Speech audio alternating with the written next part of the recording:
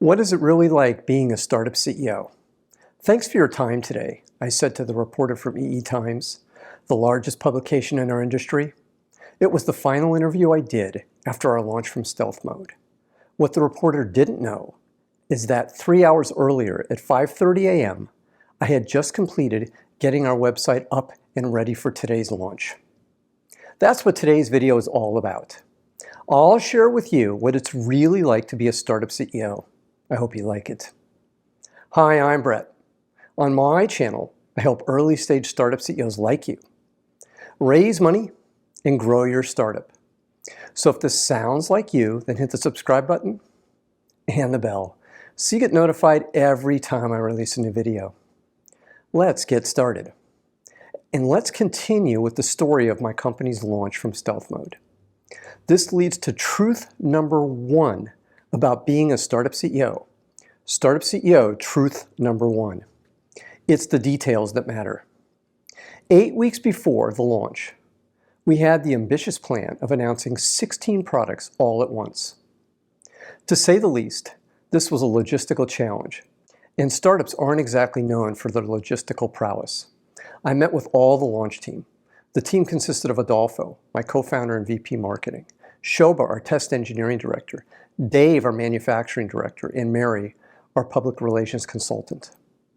A lot of things had to be done in the right order to ensure success. We had to make sure our distribution partners had product on their shelves ahead of the launch. This was Dave and Shoba's job. We had to get all the sales supporting collateral done. That was Adolfo's job. The team did their job, and we launched all 16 products without a hitch. This leads to startup CEO truth number 2. Truth number 2. Startup CEO truth number 2. You don't just get to sit back and direct traffic. You actually have to get your hands dirty too. Oh, and don't think for a second that I didn't have a lot to do as well. I did, in fact. I gave myself one of the worst jobs possible, getting our new website up and running properly. That's why I was up all night before the launch. I hired someone to develop the site, but I had to make sure everything was right. That's what you should expect too. Command and control only works in the movies. Now, this moves us to startup CEO truth number 3. Startup CEO truth number 3. You'll never stop getting your hands dirty. Have you heard the story about the startup CEO that had to clean the bathroom? That was me, and it likely will be you too. Your bathrooms at work are a pretty important piece of real estate. Think about it. Every employee is going to visit your bathroom. Many customers that come to your office are going to visit your bathroom. Oh, and don't forget your investors because they might visit your bathroom too. So, a clean bathroom could literally be the difference between your company getting funded or not getting funded. That means even if you have a cleaning crew, like we eventually did, that you might need to clean the toilets. Startup CEO truth number 4. Travel is not sexy. Don't get me wrong. I loved being CEO, but it's not a sexy job. If you're expecting people to fawn over you like you're a rock star, then you're in the wrong line of work. There's more. It's not sexy to be grinding at 4 a.m. for another flight, and it's not sexy to be in the middle seat on a 12-hour flight to London, and it's not sexy to be in another hotel room without your family, and oh, that hotel room that you're staying in Paris? It's not the George Sank. It's the very unsexy Holiday Inn. Now, let's move to Startup CEO truth number 5. Startup CEO truth number 5. Your team will not always listen to you. What did I say? Tell me what I said. The best CEO I ever worked with, the late Jack Gifford, founder and CEO of Maxim Integrated Products, used to ask people that after he gave them his instructions. Then you were forced to repeat exactly what Gifford instructed you to do. The reason Gifford did this, you'll quickly learn, is that many times people don't listen to what you say. Having your team repeat your instructions dramatically increases the odds they'll actually do what you ask them to do. You'll get frustrated over and over again when your direction and guidance is ignored. That's why, even though various members will complain, you'll have lots of status meetings. Status meetings force discipline and accountability in your organization.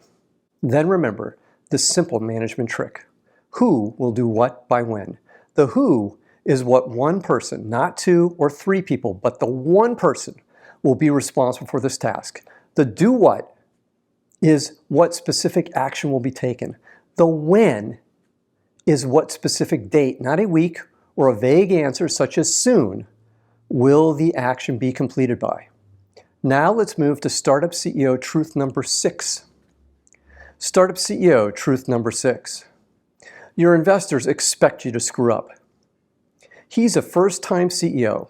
He's going to make lots of mistakes. Gary, a partner at Crosslink Capital, the VC fund I was an entrepreneur in residence, said in an investment review meeting, your investments aren't expecting you to have all the answers. And your investors aren't expecting you to be perfect. However, your investors are expecting you to be transparent about your mistakes and never surprise them.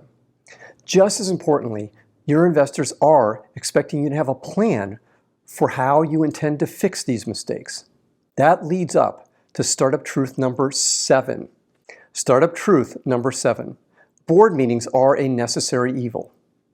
If you're like I was, then you'll likely have this romanticized view of your board meetings. After all, this is where all the key decisions of the company are made, right? The reality is a little different. In fact, it's a bad sign if your board is getting too involved in the day-to-day decision-making of your company. No one wants to be in your board meeting.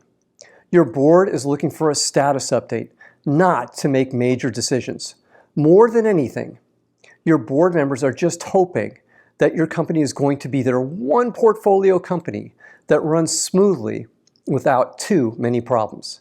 Now, I saved the best one for last. Startup truth number 8. Number 8. Startup CEO truth number 8. You don't have to implement investor advice. You should be getting into the module business. Samir, a partner at Donald Ventures, said to me during an update meeting I gave to the partners at Donald Ventures. I smiled and continued on with the presentation.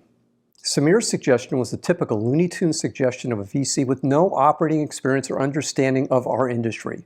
You'll likely have your version of Samir suggest equally outlandish ideas to you. Here's the deal. If you follow Samir's advice and the advice is wrong, then it's your fault, not Samir's fault. That's because you're the CEO and you own all the decisions the company makes, including the ones from the likes of Samir. Instead, do what you think is the right thing. At least if you fail, you'll fail doing what you believe in. Now, if you found today's video helpful, then hit the like button right now. One final thought. Being a startup CEO isn't glamorous, and it shouldn't be. The startups that win have CEOs who are relentlessly focused on the details. If you're focused on the details as CEO, then your team will be focused on the details too. And when your team is focused on the details, your company will execute at a high level with minimal mistakes. Now, if you want to build a pitch that gets the details right, then join me in Zero to Pitch. It's where startup CEOs like you create the first draft of a pitch investors actually want to see. Inside Zero to Pitch, our free community, you get the structure and support to take your pitch from idea to draft, so you can finally see what is working and what needs to be improved. Scan the QR code to join. If you want to fix your pitch and build a company investors will trust, watch the free 20-minute training over my left shoulder. I'm Brett at brettjfox.com. Thanks for watching today. Take care. Bye.